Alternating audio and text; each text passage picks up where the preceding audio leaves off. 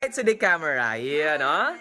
Okay, ito. Ang model ng Angel's Burger. Sige, ma'am. Unang kagat, tinapay lahat. Okay. Next model, ang model ng Whisper with Wings. Sige, sige, ma'am. Next model, ang ating head nurse. Tingnan nyo, no? Ma'am, yung kunting dala nyo pa. Hindi, di pala to. Ito pala yung ating ubigaini. Sige.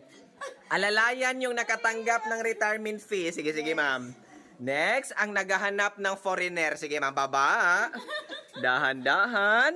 Okay, slowly but surely. Taga saan po pala kayo, ma'am? Ito. Santa Mesa. Ayan. Welcome to our cave, Hinagdanan Cave. So may makikita kayo dito, ma'am, sir, na mga lumilipad. Walang sir pala, no? Ma'am, lahat. So mga lumilipad birds lang po lahat sila. Walang mga bats dito kasi yung mga bats, they are nocturnals. Natutulog sila kapag daytime.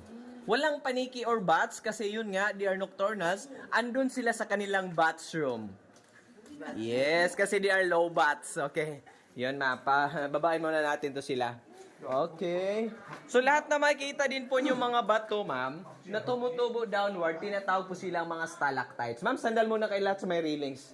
Okay. Yan. And say hi to the camera. Yan, ha? Welcome to our cave, Hinagdanan Cave. So itong entrance na to, ma'am, secondary entrance na to. Secondary, it means may primary or first entrance. So secondary na diskubrehan po ito mga early 1960s. Yan. So hindi pa masyadong luma or kwan. Bago pa lang yan. Kasi pagkabuwal ng malaking puno, akala nila dalawa yung cave. So pagpasok nila, konektado pala doon. So doon nila dinevelop. Yon. So yung pangalan ng cave natin, naalala nyo?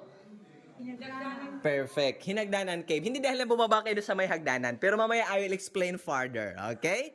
Yan. Say hi again. Welcome to our cave, Hinagdanan Cave. Ngayon,